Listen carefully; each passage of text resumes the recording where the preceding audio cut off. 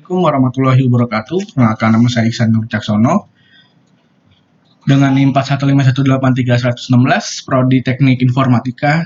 Di sini saya akan melakukan Q&A pelajaran Natural Language Processing atau NLP. Langsung aja kita ke soalnya. Untuk soal nomor 1, apa yang dimaksud dengan NLP? NLP Natural Language Processing yaitu kemampuan suatu komputer untuk memproses bahasa, baik lisan maupun tulisan yang digunakan oleh manusia dalam percakapan sehari-hari. Untuk proses komputasi, bahasa harus dipresentasikan sebagai rangkaian simbol yang memenuhi aturan tertentu. Secara sederhana, NLP adalah mencoba untuk membuat komputer dapat mengerti perintah-perintah yang ditulis dalam standar bahasa manusia.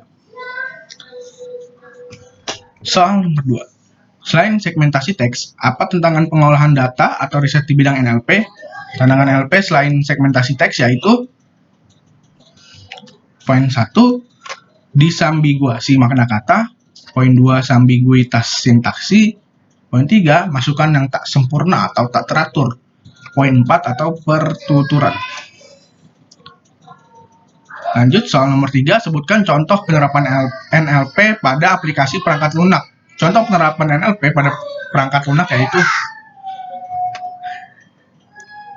poin 1, parser, poin 2, leksikon, poin 3, understander dan knowledge base, poin 4, generator. Soal nomor 4, apa kegunaan library NLTK dan sastrawi? NLTK menyediakan alat yang mempersiapkan teks sebelum digunakan pada machine learning atau algoritma deep learning. Sastrawi dapat mengubah kata berimbuhan bahasa Indonesia menjadi bentuk dasar. Lanjut, soal nomor 5. Apa tujuan case folding?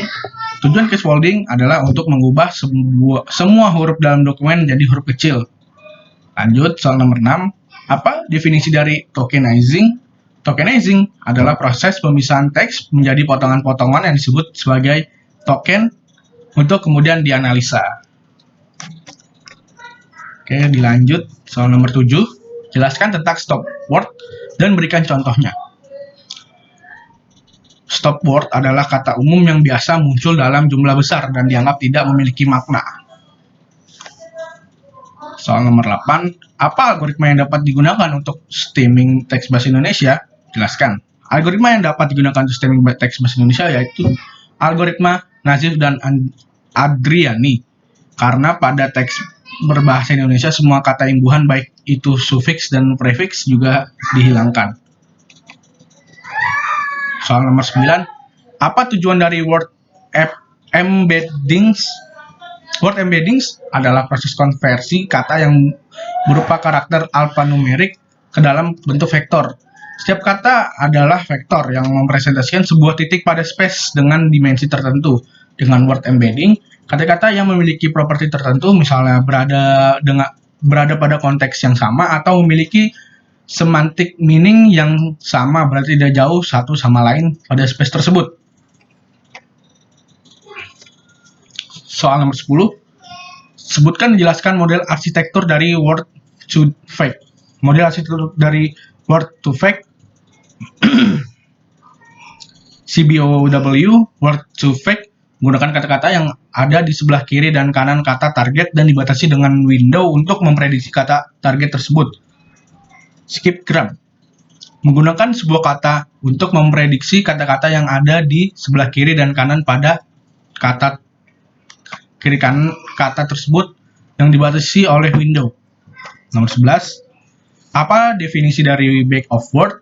Back of word terdiri dari terms frequencies atau TF, term frequencies inverse document frequencies TF-IDF, hingga n-grams.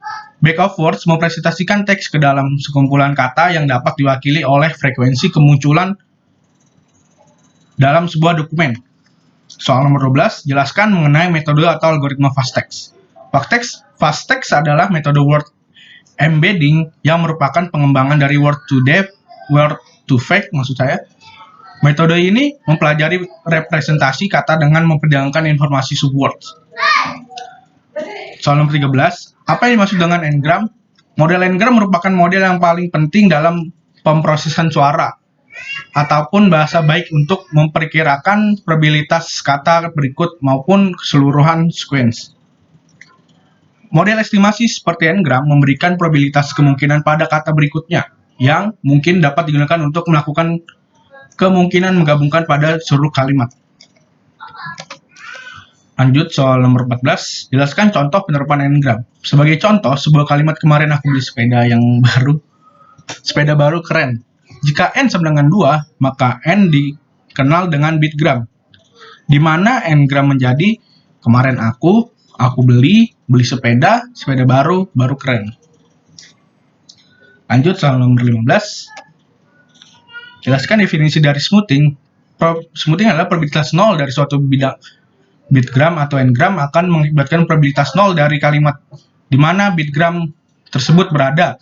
Salah satu teknik yang dapat digunakan agar model bahasa tidak memberikan probabilitas 0 untuk peristiwa yang tak terlihat ini adalah melakukan subsidi silang probabilitas. Pendekatan ini dinamakan smoothing, memperlancar atau discounting pengurangan diantaranya mencakup add 1, add k, stupid bake-off, dan Kneser-Kney. Jelaskan mengenai Laplace smoothing. Laplace smoothing merupakan teknik smoothing paling sederhana, yaitu dengan menambahkan nilai 1 ke setiap frekuensi kehadiran bit gram sebelum dilakukan normalisasi untuk memperoleh probabilitas. Akibatnya semua frekuensi awal 0 berubah menjadi 1. Laplace smoothing tidak cukup baik saat digunakan dalam model n-grams. Modern tetapi menjadi konsep dasar juga sebagai baseline bagi banyak algoritma smoothing yang hadir kemudian. 17. Apa yang dimaksud dengan bake-off dan interpolasi? Discounting mampu menyelesaikan masalah frekuensi 0 dari n-grams jika kita mencoba menghitung tapi tidak mempunyai contoh trigram, maka kita dapat mengestimasi probabilitas memanfaatkan probabilitas bit gram dengan cara sempurna. Jika kita tidak mempunyai frekuensi untuk menyelesaikan, maka kita melihat di Unigram ada 2 pendekatan generalisasi demikian. Bake-off dan interpolasi. Oke, kita skip itu.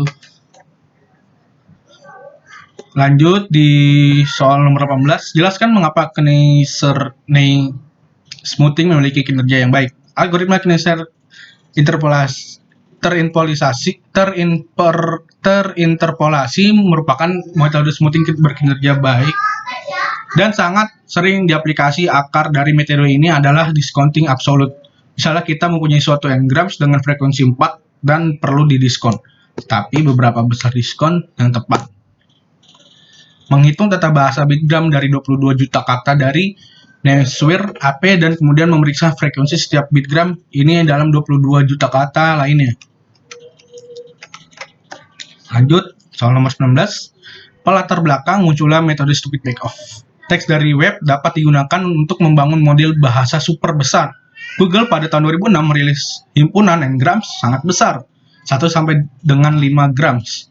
Dari semua deretan 5 kata yang hadir, setidaknya 40 kali dari 1 triliun lebih kata dari running text di web, termasuk sekitar 1,2 miliar rangkaian 5 kata menggunakan lebih 13 juta tipe kata. Apa dasar pemikiran dari metode Go-Turing smoothing? Ini adalah soal terakhir, Pemikiran dasar dari Go-Turing smoothing adalah memanfaatkan konda atau frekuensi sesuatu yang telah dilihat sekali untuk membantu mengestimasi frekuensi dari sesuatu yang belum pernah dilihat. Chow 2009. Kata atau n-grams atau suatu kejadian yang hadir sekali disebut sebagai singleton. Dalam rangkaian menghitung frekuensi singleton, kita perlu menghitung NC, jumlah kejadian yang hadir sebanyak sekali. Pada Go-Turing, ada anggapan bahwa semua kata terdistribusi secara binomial. Oke, mungkin itu aja dari saya. Kurang lebihnya mohon maaf. Wassalamualaikum warahmatullahi wabarakatuh.